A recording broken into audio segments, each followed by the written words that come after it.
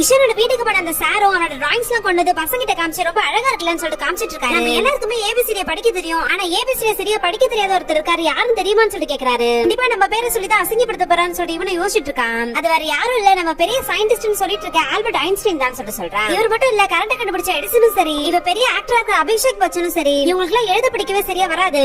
ஆனா இப்ப அவங்க ஒரு பெரிய ஆக்டராவோ இல்ல சயின்டிஸ்டாவோ இல்ல, அது மாதிரி உங்களுக்குள்ள இருக்க திறமை நீங்க தான் கண்டுபிடிக்கணும்னு சொல்றாரு. இப்ப எல்லா பசங்களும் வெளியே கூட்டு போய் அவங்களுக்கு தோன்றதை பண்ண சொல்றாரு. இந்த குட்டி பையனும் அவங்க கிட்ட இருக்கிற பொருளா வச்சு பிளைன் மாதிரி ஒரு போட் செஞ்சு விட்டுறான். இத பாக்குற பசங்க எல்லாம் பயங்கரமா கிளாப் தட்டுறாங்க. பிரின்சிபல் சார் கிட்ட இவனுக்கு இது மாதிரி பிரச்சனை இருக்குன்னு சொல்லிட்டு தனியா பெர்மிஷன் வாங்கி டெய்லி 3 மணி நேரம் இவனுக்காக தனியா கிளாஸ் எடுக்க ஆரம்பிக்கிறாரு. பெயிண்டிங்லயும் மண்லயும் எழுதி இப்ப ஏபிசிடி சொல்லி தராரு. இவ படிக்கட்ட கவுண்ட் பண்ண சொல்லி இப்ப 1 2 3 சொல்லி தராரு. இதனால இந்த குட்டி பையனும் கொஞ்சம் கொஞ்சமா இம்ப்ரூவ் ஆயிட்டே இருக்கான். ரொம்ப அழகா எழுத ஆரம்பிச்சிட்டான். எல்லா சப்ஜெக்ட்லயும் பாஸ் பண்ற அளவுக்கு வந்துட்டான். இப்ப இந்த டீச்சரும் வர சண்டே டிராயிங் காம்படிஷன் வச்சுக்கலாம்னு சொல்லிட்டு பெர்மிஷன் வாங்கிட்டாரு. அந்த காம்படிஷன்ல பசங்க மட்டும் இல்லாம டீச்சர்ஸும் கலந்துக்கணும்னு சொல்லிட்டு இப்ப நோட்டீஸ் போர்ட்ல போட்டுருக்கோம். இப்ப அந்த காம்படிஷனுக்கு எல்லா டீச்சர்ஸும் ஸ்டூடெண்ட்ஸும் வந்துட்டாங்க. ஆனா இஷான மட்டும் காணோம். இப்ப ஸ்டூடெண்ட்ஸ் எல்லாம் சேர்ந்து அங்க இருக்க டீச்சர்ஸ் இப்ப காமெடியா வரைஞ்சு கிண்டல் பண்ணிட்டு இருக்காங்க. இப்ப டீச்சர்ஸும் ஸ்டூடெண்ட்ஸோட சேர்ந்து ஜாலியா வரைய ஆரம்பிச்சிட்டாங்க. இஷானு கொஞ்ச நேரம் கழிச்சு வந்துட்டான். அவன் கையில ஒரு ஷீட்டை கொடுத்து வரைய சொல்லி அனுப்பிச்சிட்டாரு. இவனும் அவங்க அம்மா கொடுத்த பெயிண்டிங் வச்சு இப்ப பெயிண்ட் பண்ண ஆரம்பிச்சிட்டான். இன்னொரு சைடு நம்ம ஹீரோ ஒரு பக்கம் பெயிண்ட் பண்ணிட்டு இருக்காரு. இப்ப நம்ம குட்டி ஹீரோ அவனோட கற்பனை எல்லாம் வச்சு நிறைய கலர்ஸ் யூஸ் பண்ணி ரொம்ப அழகா ஒரு பெயிண்ட் பண்றான். இத பாக்குற அந்த டீச்சருமே ஆச்சரியப்படுறாரு. இந்த குட்டி பையனும் சார் இது வரைஞ்சிட்டு இருந்தாருன்னு சொல்லிட்டு போய் பாக்குறான். பார்த்தா இந்த பையனை தான் சிரிக்கிற மாதிரி வரைஞ்சு வச்சிருப்பாரு.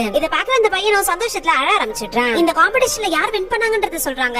ஆக்சுவலா 2 பெயிண்டிங் வின் பண்ணிருக்கோம். ஆனா பிரின்சிபல் ஏதாச்சும் ஒண்ணு தான் செலக்ட் பண்ணனும்னு சொன்னதால இப்ப இஷான் வரைஞ்ச பெயிண்டிங் தான் இப்ப வின்னரா அனௌன்ஸ் பண்றாங்க. அவங்க எல்லாரும் இப்ப இஷானுக்காக கைத்தட்ட ஆரம்பிக்கிறாங்க. இப்ப அந்த கைத்தட்டலுக்கு நடுவுல நடந்து வந்து இப்ப ஃபர்ஸ்ட் பிரைஸ்க்கான சர்டிபிகேட் வாங்குறான். அப்படியே ஓடி போய் அந்த டீச்சரையும் கட்டி பிடிச்சிட்டு இப்ப பயங்கரமா அழ ஆரம்பிக்கிறான். இவரும் அழுதுட்டு இந்த குட்டி பையனை பாராட்டுறாரு. இப்ப இந்த வருஷத்துக்கான எக்ஸாமும் முடிஞ்சிருது. இப்ப பேரண்ட்ஸ் வந்து கூட்டு போறதுக்காக வந்திருப்பாங்க. இப்ப இந்த ஸ்கூலோட கவர் பேஜ்ல இவன் வரைஞ்ச டிராயிங் தான் போட்டிருப்பாங்க. இதை இஷானோட அப்பா அம்மா கிட்ட காமிச்சு எவ்வளவு அழகா கற்பனை பண்ணி உங்க பையன் வரைஞ்சிருக்கான் பாருங்க, இது மாதிரி ஒரு பையனை பெத்ததுக்கு நீங்க கொடுத்து வச்சிருப்பேன்னு சொல்லிட்டு பாராட்டுறாரு. இதனால அந்த பேரண்ட்ஸும் ரொம்ப சந்தோஷப்படுறாங்க. இப்ப மத்த டீச்சர்ஸும் இவனை பத்தி பாராட்டி பேசுறாங்க.